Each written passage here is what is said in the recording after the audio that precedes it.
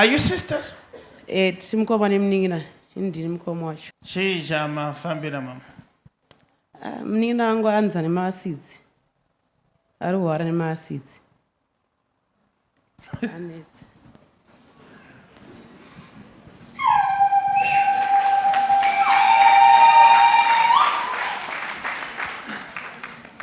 Unonzwe? MaAcids. Saka unongochidzwa chi? Handitombodya ndingorutsa. Ndikadya ndobva ndarutsa. Acid rinozviita manje. Acid norudza.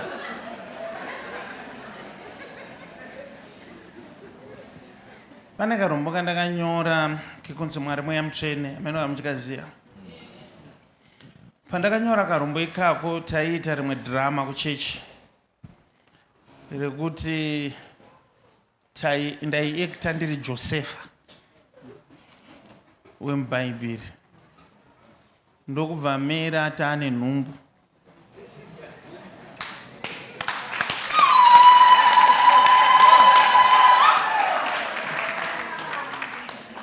Saka ndainzi unofanira kubvunza Mary kuti nhai Mary, bozi Joseph ainzi aizombonetseka achizvidya mwoyo asi haana kubudira Mary pachena. Saka ndakabva ndatanga kuimba kuti Maria kani wadirei kudaro, mudumbu munei Maria wadirei kudaro. Ndo maextra taiti. Sisi Munhu waMwari. izvi vamwe vanhu vese vari kutozviona, imimi ndimi mega musiri kuzviona. Umu mudumbu hakuna acid rinodai. Munoreve munhu waMwari. Mune mwana.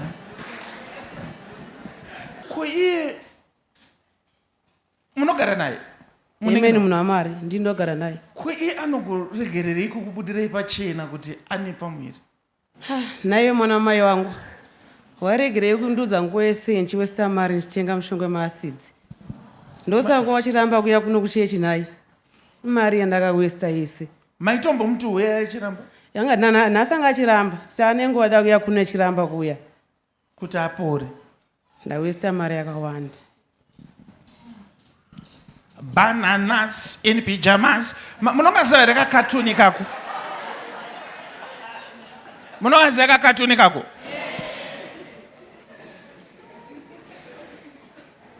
I will shock you, mama. Muningina wenyu chiri kusaka asa kubudirei pachena inyaya yekuti muridzi wenhumbu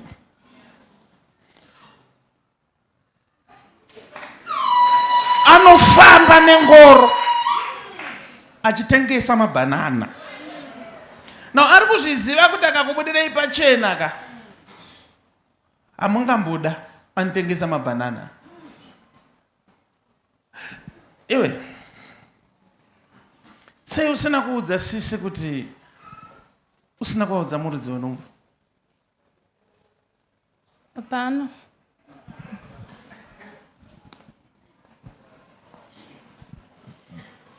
Unoziva wakanzi hapana unopusa? Sei usina kuudza sisi kuti muridzi wenhumbu ndeuyu? Ndaitya kuvataurira. Nekuda kwei?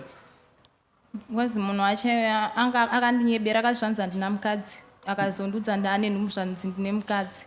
Imimi maidanana nemunhu wekamuchimudya mabhanana nemari dzake dzemabhanana. Zvino hamuna kuziva kuti haadyiwe mahara ka, aidyawo. Saka zvibereko zviripo ndizvozvi mwanangu. Mama Prophet. Ipapo unenge wakatorawo mwana wamai vako, hama dzichimbokuti siyana nazvo, yezvo avhura hombe. Ndo zvinoita mwana.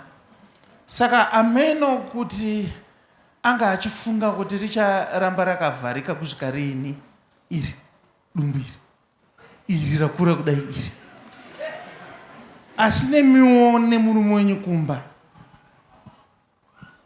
Maifanira kakuriona dumbu. Prophet munhu agara nedumbu rake.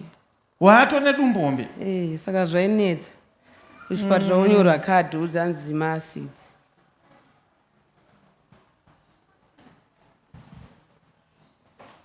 Mana baby. Nazi MaAcids. Zvisinei. Chendai munobatsira mwana. Aende kumabhanana ake. Prophet. Mashura hanibva wakwanisa kutaura Prophet. Ndodzani zvakadai so.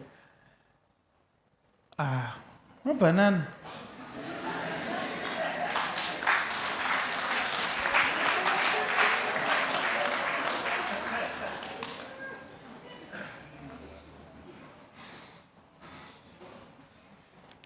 Simudzai maoko. Vapei zano njikere. Mwana uyu achengeteke nezita raJesu. Amen. No, munoona vana mai nana baba. Kana uchigara nemwana, especially vaning'ina chero vana mai nini baba. Even if you talk, vanhu vakadecide kuti uve murima vanokuisa murima. Chakaipira vana ava vana basa nekuti iwo zvinozokusarira sei.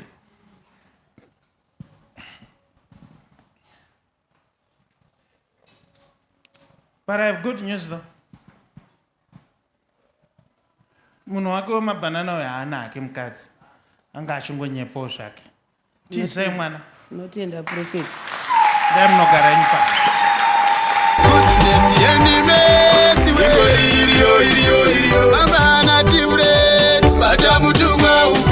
Prophet T Freddy, the Goodness and Mercy Ministries. Vanokuunzirai Special Sunday tina Prophet T Freddy musi 29 June 2025. Goodness and Mercy Ministries pakona pa High Glen Road na Mshaya Bandi pa number 11403 Mshaya Bandi Road, Glenora B, Harare.